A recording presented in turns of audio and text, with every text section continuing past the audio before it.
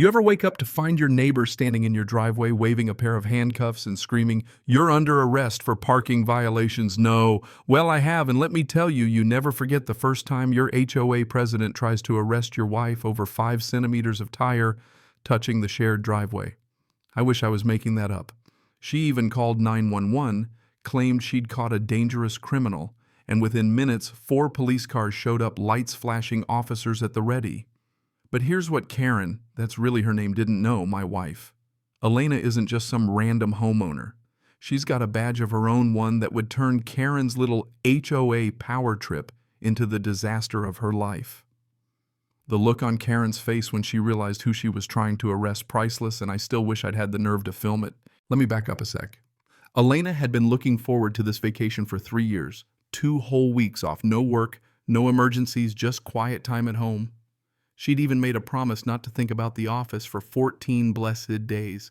Tuesday morning started like any good staycation. Elena in pajamas, sipping coffee, me tapping away at my laptop, sunlight pouring in, birds singing, all that suburban jazz. Around 7 a.m., Elena needed to move her SUV so I could get out for groceries. She reverse parked it just barely over the invisible line that marked the border with our neighbor's shared driveway, 5 centimeters less than 2 inches. I measured it later, and I kid you not, within 30 seconds, Karen Mitchell showed up like she'd been summoned by some HOA bat signal. Pressed khakis, button-down shirt with HOA president embroidered on the pocket clipboard, clutched like a shield metal ruler in hand. She screamed, and I do mean screamed. Birds flew, dogs barked 3 houses down. Violation. Your vehicle is encroaching on common property. This is a direct violation of HOA Code 7.3. B. Elena hadn't even finished her first cup of coffee, still in slippers, staring at Karen like she was a toddler throwing a tantrum. "I'll move it," Elena said, cool as ice, but Karen stepped in front of her, blocking the door. "Too late, this is your 3rd warning," she shrieked, writing furiously on her clipboard. Elena frowned, totally calm. "We've lived here a year and you've never once mentioned our parking." Karen's face went a shade of purple I didn't know was humanly possible. Ignorance is no excuse. I have photographic evidence going back months, and she'd clearly been waiting for this. Her husband, Richard, peeked out from behind the curtains and mouthed, "Sorry," before disappearing. Turns out later this is basically his daily cardio, watching his wife terrorize the neighborhood and ducking out of sight. Elena again, "Look, I'm on vacation. I'll move the car. We'll go about our day." But Karen was snapping photos like a paparazzi, mumbling about evidence for the board. Frank, our neighbor from 2 houses down, stopped with his old beagle and watched, shaking his head. Later he'd tell me Karen had arrested 3 other neighbors that year, the Johnsons for garbage cans left out too long, a new couple for painting their door the wrong blue, and poor Mrs. Smith for her grandkids' chalk drawings. Every time Karen did the whole citizen's arrest routine, calling the cops or threatening to. But there was something different about the way she fixated on us, the way she said Elena's name, the venom. It felt personal. As Elena finally moved her car back into our property, she pulled a little notebook from her pajama pocket and made a note. "What are you writing?" I asked. She smiled tiredly. "Just keeping records. Something tells me I'll need them." Turns out she'd already filled pages with dates and Karen's exact words from previous run-ins I didn't even know about. Why was Karen targeting us? The answer came the next morning when I ran into Frank at the mailbox. "You know, she wanted your house right," he said. "When it hit the market last year, Karen was set to buy it for her sister. Measured for drapes, picked out paint. Then we came in with a cash offer, 50 grand over asking, and snatched it up. Karen apparently never forgave us, and now she was determined to make us pay." What followed was 2 days of suburban psychological warfare. Day 1, 5 a.m., car alarms blaring, orange traffic cones blocking our driveway with a laminated sign, "Parking restricted by order of HOA enforcement." Elena sipped coffee in her robe, documenting with her phone. When I moved the cones, Karen stood on her lawn yelling, "You're endangering everyone," and snapping more photos. Then came the stickers, giant day-glow orange violations slapped on every window grass. Too high mailbox, crooked garden hose, unsightly. She even stuck one on our doorbell. Doorbell volume exceeds community standards. Elena just kept taking notes. That night, Karen fired up a loudspeaker. Yes, really, and blasted. Attention residents, criminals are living among you every hour on the hour. Till 3 a.m. Next morning, Karen appeared in a police costume navy shirt, fake badge, pepper spray ticket book, and a walkie-talkie. I'm certain didn't work. She patrolled the sidewalk, mumbling into it. At noon, I found a homemade eviction notice taped to our door signed Chief of HOA Enforcement Division. Elena actually laughed for the first time all week, peeling it off and filing it in a folder marked Karen's Greatest Hits. The cherry on top, Karen set up a folding table on our lawn and called an emergency neighborhood watch meeting. 5 people showed mostly for the spectacle. She waved around her new police belt and announced she'd soon have real authority. And the kicker. The next morning, Karen started live streaming a stakeout of our house to her HOA Facebook group, mostly sock puppets with names like Concerned Resident 527. She narrated like David Attenborough's subject has not yet emerged. Violation zone in full view. At 7:15, Elena, still in pajamas, came out to get the paper. Karen sprang up, blocked her path. Stop right there. You're under arrest for repeated violations of HOA Code 7.3b. She whipped out handcuffs. Elena just looked at her patient, tired and honestly kind of amused. Karen. She said, "What gives you the authority to arrest anyone?"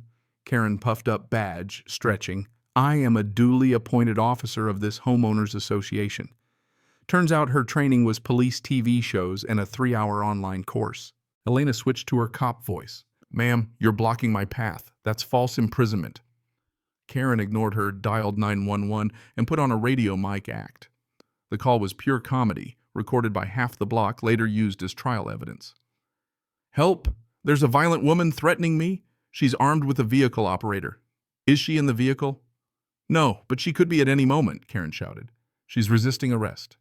"I'm the HOA enforcement officer. I have full authority."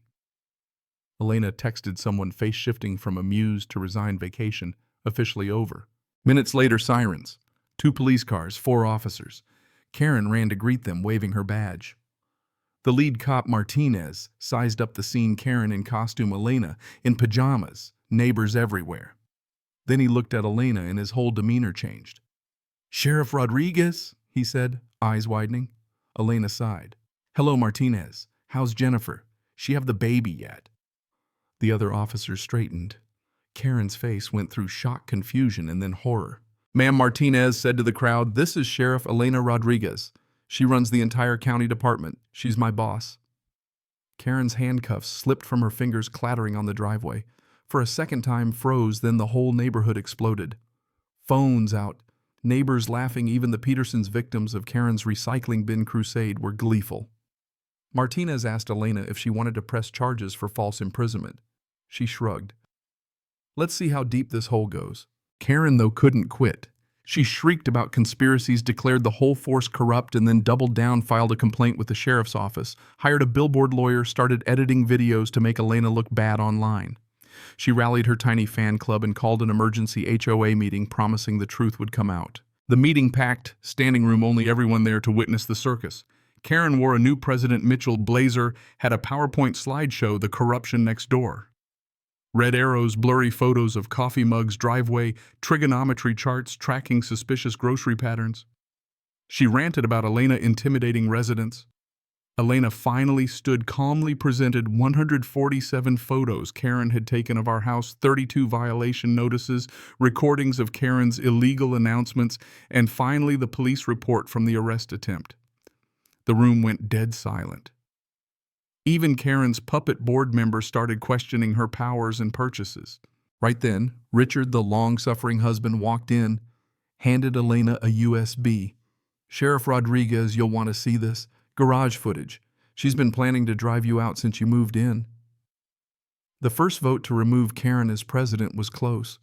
Her intimidation ran deep, but she barely hung on. But the tide had turned.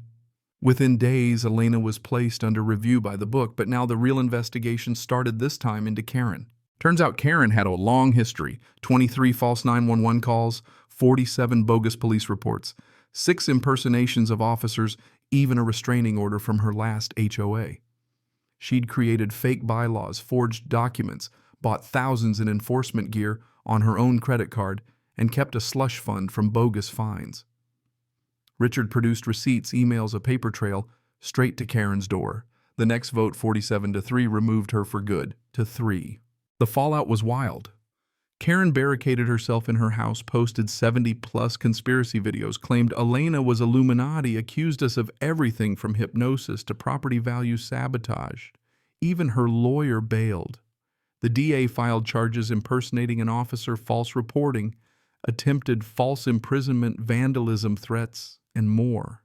Karen was arrested at 3 a.m., full police costume, paintball gun disguised as a real weapon, screaming, "I am the law," as real cops hauled her away. Richard filed for divorce on the spot. The HOA voted by flashlight in their pajamas to ban her for life, and the whole neighborhood watched as the police car disappeared. There were tears, relief, not fear. People hugged, swapped stories, laughed for the first time in years.